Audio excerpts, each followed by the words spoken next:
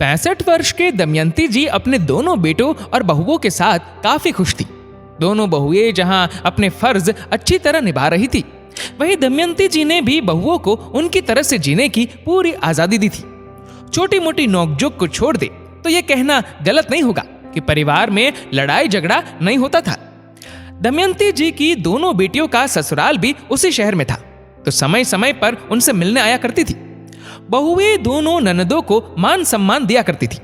पैरों में तकलीफ के चलते दमयंती जी परेशान रहने लगी। बाहर आना जाना लगभग बंद हो गया। डॉक्टर ने घुटनों का ऑपरेशन कराने की सलाह दी। बेटों ने दूसरे डॉक्टरों से भी मशवरा ली। सभी ने ऑपरेशन ही बताया। सबकी सहमति से मां का ऑपरेशन करवा दिया गया।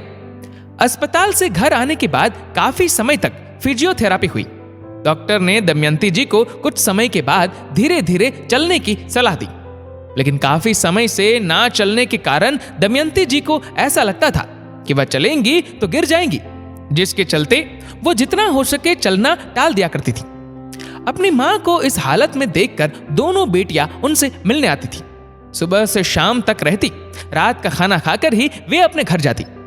ननद को ले जाने के लिए दामाद बाबू आते, इसलिए बहुओं को खाना भी उनके हिसाब से बनाना पड़ता।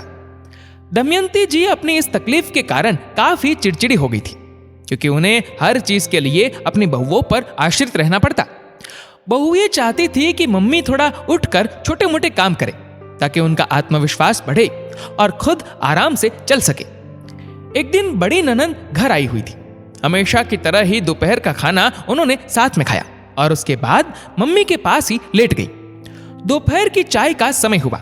बहू ने सास को आवाज देकर कहा कि मम्मी आप बाहर आइए, डाइनिंग टेबल पर बैठकर चाय पी लीजिए। दमयंती जी ने अंदर से ही आवाज लगाई, मैं नहीं आऊंगी वहां तक, इधर ही लेकर आजा चाय। छोटी बहू ने अंदर आकर कहा, मम्मी आप थोड़ा बहुत नहीं चलेंगी तो दिक्कत हो जाएगी, आप सहारा लेकर चल सकती है, थोड़ा चलने की कोशिश करिए। न जाने क्या हुआ कि ननद ने अपनी भाभी को चिल्लाकर कहा, एक कप चाय अंदर लाकर नहीं दे सकती हो क्या? मां कह रही है ना कि उन्हें नहीं चलना, यही लाकर दे दो चाय। तुम दोनों मिलकर मेरी मां की सेवा नहीं कर सकती हो क्या? मां तुम बिल्कुल फिक्र मत करो, तुम्हें जो चाहिए तुम्हारे कमरे में तुम्हें हाथ में मिलेगा। छोटी बहू की आंख से आंसू आ गए कि पिछले 6 महीनों से वह दिन रात मां की सेवा कर रही है, और ननद ने एक चाय के कप के प्याले की वजह से इस तरह से बात की। बड़ी बहू ने देवरानी को दिलासा देते हुए कहा, तुम चिंता मत करो, हम जो कर रहे हैं वह मम्मी की भलाई के लिए ही कर रहे हैं। बड़ी ननद को मैं समझाती हूं, तुम शांत हो जाओ। करीब 10 से 15 दिन हो गए। कुछ दिनों के बाद दमयंती जी को डॉक्टर के पास ले जाने की बारी आई। तब बड़ी बहू ने अपने पति से कहा कि बड़ी ननद को लेकर चले। डॉक्टर के पास पहुंचते ही डॉक्टर ने कहा, आप इस तरह बिस्तर पर लेटी रहना चाहती है क्या? यदि ऐसा ही था तो ऑपरेशन क्यों करवाया? यदि आप थोड़ा भी नहीं चलेंगे तो आपके पैर पूरी तरह से खराब हो जाएंगे। यदि आप सचमुच ठीक होना चाहती है तो थोड़ा बहुत चलना जरूरी है। डॉक्टर ने कहा कि यदि ये छोटी छोटी चीजों के लिए भी आवाज लगाए तो आप लोगों का फर्ज बनता है कि उन्हें थोड़ा चलने के लिए कहे। डॉक्टर की बात सुनते ही दमयंती जी और बड़ी ननद ने एक दूसरे को देखा। दोनों को अपनी गलती का एहसास हो चुका था। घर आकर दमयंती जी ने फैसला किया कि अब वह अपनी बहुओं की बात मानेंगी और थोड़ा बहुत चलने की जरूर कोशिश करेंगी। ननद ने भी रोज घर आना बंद कर दिया।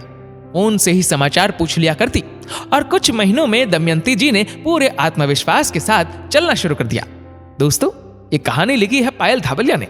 आपकी इस वीडियो के बारे में क्या राय है, नीचे कमेंट करके जरूर बताएगा। और वीडियो अच्छा लगा हो तो इस वीडियो को लाइक करेगा, शेयर करेगा ज्यादा से ज्यादा लोगों तक, और ऐसे ही और भी इंस्पिरेशनल वीडियोस के लिए सब्सक्राइब करें हमारे यूट्यूब चैनल को और फेसबुक पर फॉलो करें हमारे पेज को। धन्यवाद।